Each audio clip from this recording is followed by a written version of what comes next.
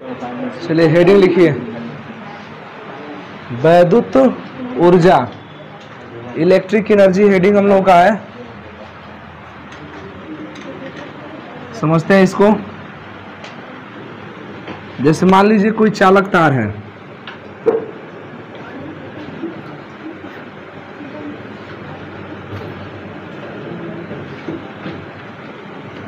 देखिए जैसे मान लीजिए कोई चालक तार है और इस चालक तार को हम किसी विद्युत वाहक बल स्रोत से, मतलब कि बैटरी से जोड़ दिए हैं। इसमें एक स्विच लगा दिया गया है। बात समझ रहे हैं? एक चालक तार है और इस चालक तार को V वोल्ट की एक बैटरी से क्या किया है, जोड़ दिए हैं। स्विच हमारा अभी ऑफ है, समझे। यह चालक का सिरा A है और इधर चालक का सिरा B है। चालक में मुक्त इलेक्ट्रॉन होते हैं, सभी लोग जानते हैं कि चालक में क्या होते हैं, मुक्त इलेक्ट्रॉन। चालक में मुक्त इलेक्ट्रॉन होते हैं और जब ये मुक्त इलेक्ट्रॉन गति करते हैं तो धारा बहता है, यही ना कंसेप्ट है। लेकिन ये मुक्त इलेक्ट्रॉन गति क्यों करेंगे, कब गति करेंगे? ये जब इनको कहीं से बल मिलेगा तब ना गति करेंगे। वो बल कौन प्रदान करता है? हाँ, विभव, बैटरी वो बल प्रदान करता है। इसीलिए इसको बोलते हैं ना विद्युत वाहक बल भी बोला जाता है, माने विद्युत वाहक बल स्रोत, माने विद्युत को प्रवाहित होने में ये बल लगाता है। स्विच को जैसे ऑन करते हैं, स्विच को ऑन करेंगे, ध्यान से देखिएगा, तो ये इलेक्ट्रॉन किधर गति करेगा, ऐसे भागेगा इलेक्ट्रॉन, इलेक्ट्रॉन ऐसे गति करेगा,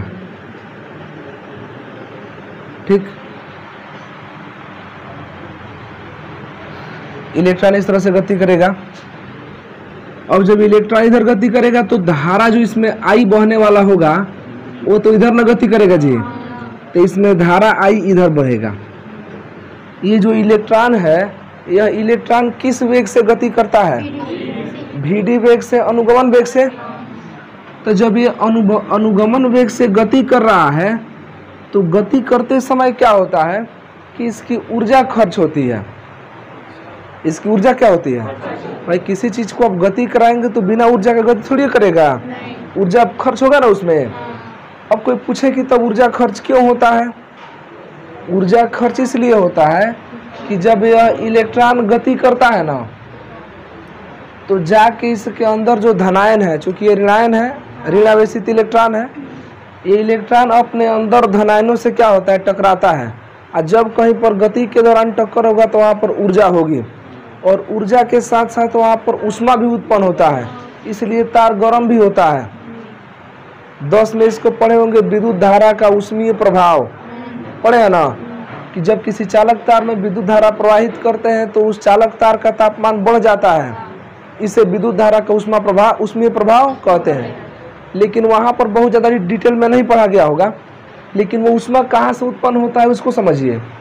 जब इलेक्ट्रॉन गति करेगा, गति के दौरान जब टकराएगा तो टक्कर में घर्षण होगा, और जब घर्षण होगा तो वहाँ पर क्या उत्पन्न होगा, ऊष्मा।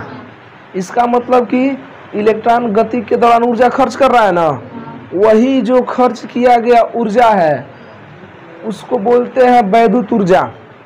एकदम सिंपल भाषा में कहें तो किसी परिपथ में विद्युत धारा को प्रवाहित कराने के लिए जितनी ऊर्जा व्यय होती है वह ऊर्जा क्या कहलाता है, वैद्युत ऊर्जा। अब इस चालक तार में धारा प्रवाहित कराना है तो जितना ऊर्जा व्यय होगा वही क्या कहलाएगा। लेकिन ये ऊर्जा व्यय कौन करेगा, इलेक्ट्रॉन। इलेक्ट्रॉन को ऊर्जा कहाँ से मिल रहा है गति करने के लिए, बैटरी से ना, बैटरी से मिल रहा है। तो बैटरी बल दे रहा है किसको, इलेक्ट्रॉन को, कि गति करो।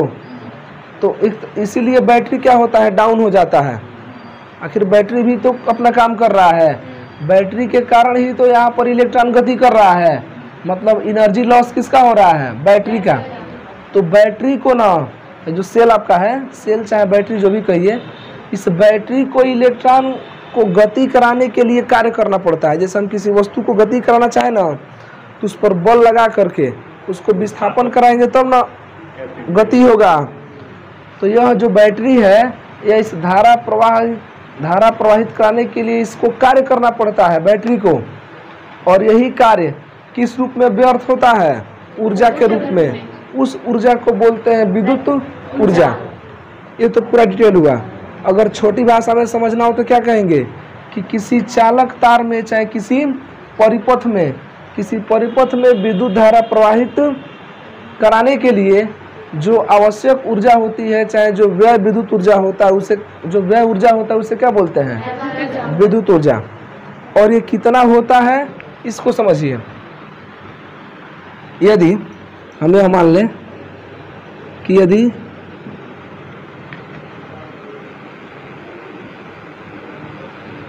चालक तार को, जो चालक तार को V वोल्ट, आखिर विभव से जोड़ेंगे ना, V वोल्ट की बैटरी से जोड़ने पर, V वोल्ट की बैटरी से जोड़ने पर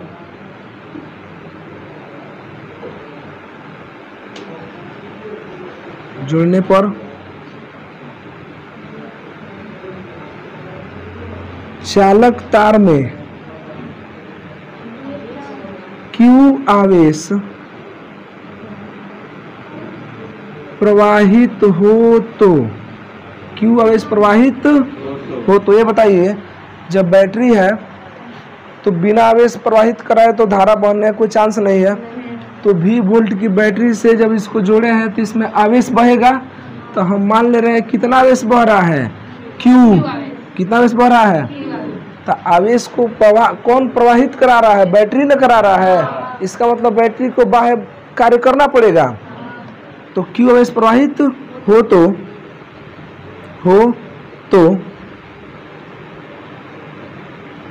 तो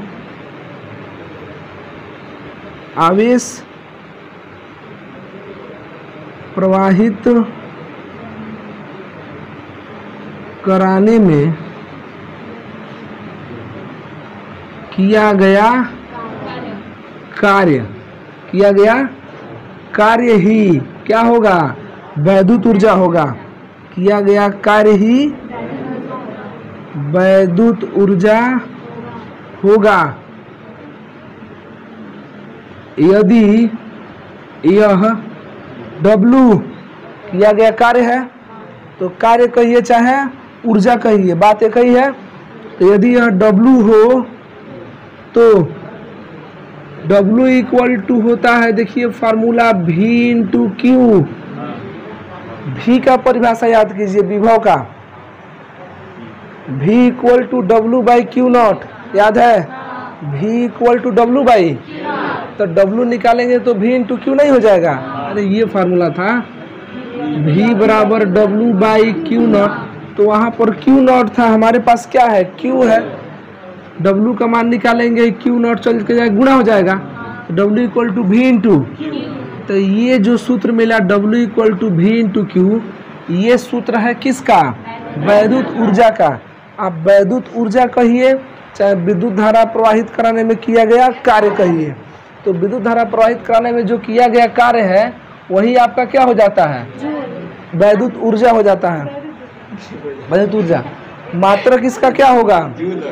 मात्रक इसका जूल होगा। अब ध्यान दीजिए कि कार्य है ना, और कार्य को ही ऊर्जा कहते हैं। कार्य करने की क्षमता को क्या कहते हैं? ऊर्जा कहते हैं। तो जो कार्य है वही ऊर्जा है, इसलिए जो कार्य का मात्रक होता है वही ऊर्जा का भी मात्रक होता है। देखे होंगे हमेशा कार्य का मात्रक भी जूल होता है और ऊर्जा का मात्रक भी क्या होता है? जूल होता है। तो ये तो समझिए W बराबर V इंटू क्यू। अब मान लीजिए कि इस चालक तार में I धारा बह रहा है। मान लेते हैं चालक तार में I धारा बह रहा है, तो यहाँ पर लिखेंगे कि यदि चालक तार में T समय में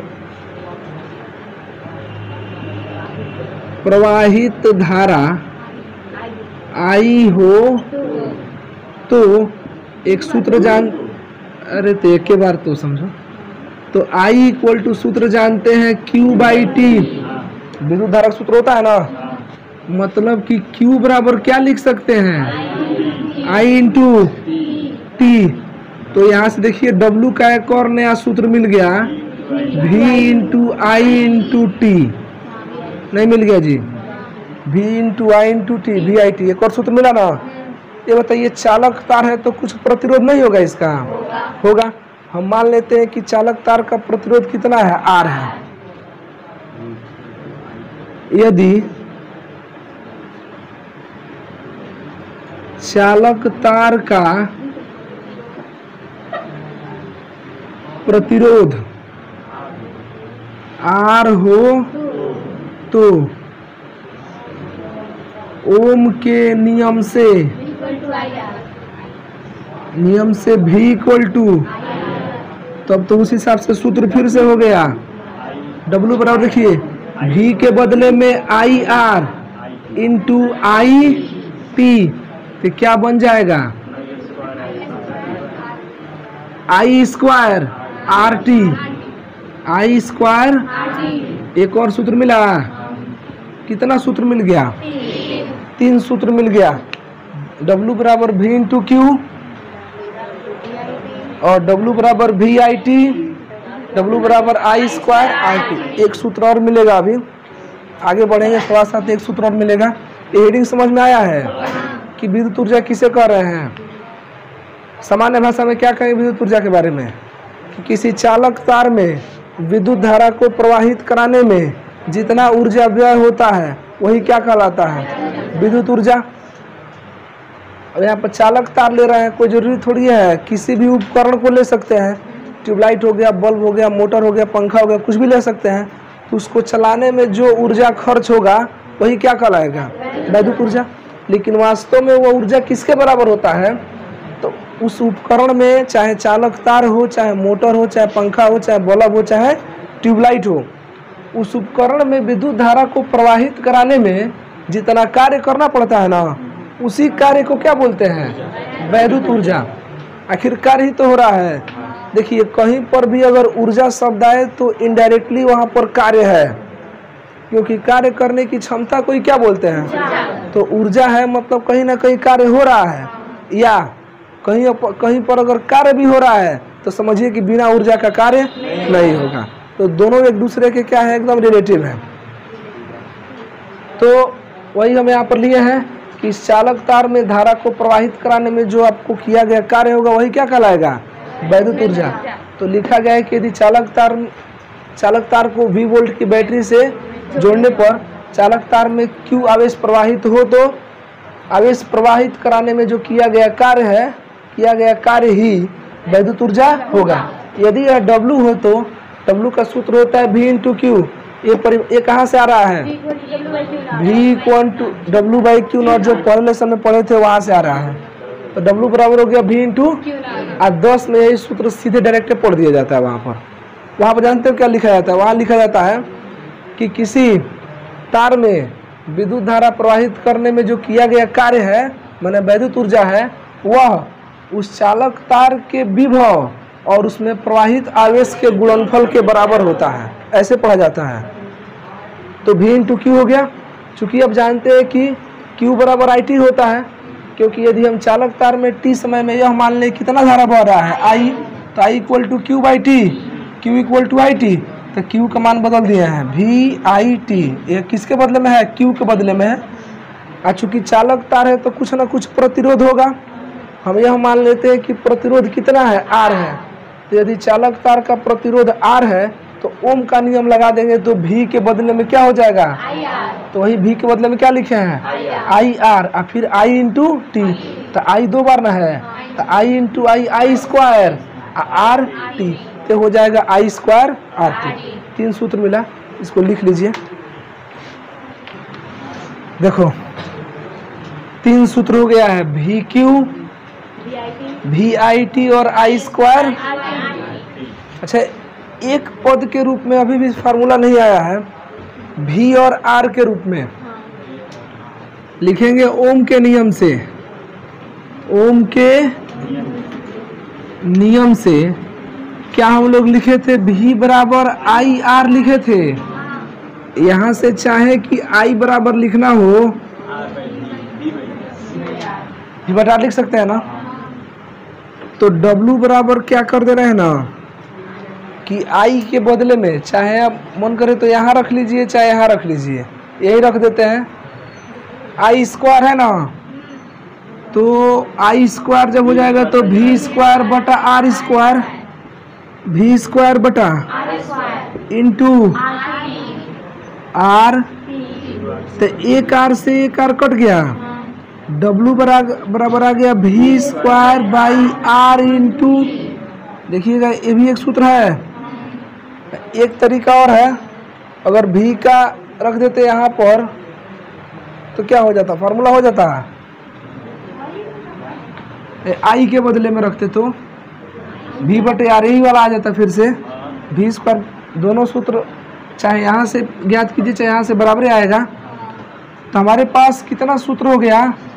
4 फार्मूले हो गए। अब 4 फार्मूला कौन कौन सा हुआ देख लीजिए। अतः हम कह सकते हैं कि W बराबर, देखिए एक तो हो गया V इंटू क्यू, एक हो गया VIT, एक हो गया I स्क्वायर RT और एक हो गया V square by R into T।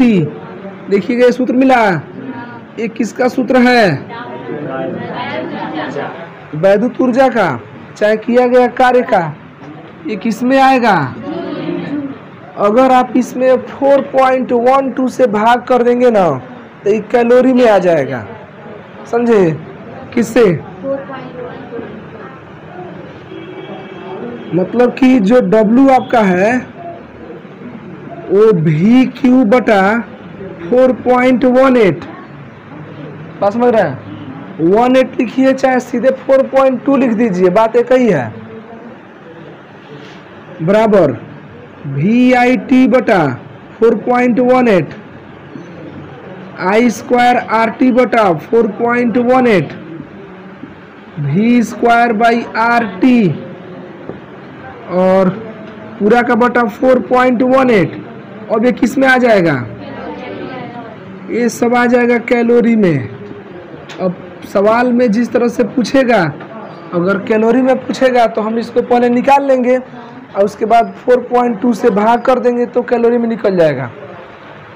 एक चीज समझिए, किया गया कार्य, ध्यान देना, इसको समझ लेंगे। किया गया कार्य, समझे? विद्युत ऊर्जा E से दिखा सकते हैं एनर्जी को, विद्युत ऊर्जा E। और आप ये भी जानते हैं कि जब चालक तार में धारा बहेगा तो तार गर्म होगा, गर्म होगा तो ऊष्मा भी उत्पन्न करेगा। तो बताइए ऊर्जा के बराबर ना ऊष्मा उत्पन्न करेगा। जितना इसमें ऊर्जा खर्च हो रहा है वह ऊर्जा ऊष्मा के रूप में बाहर निकलता है, तो ऊष्मा के लिए H लिख देते हैं। बात समझ रहे हैं? तीनों का सूत्र बराबर होता है।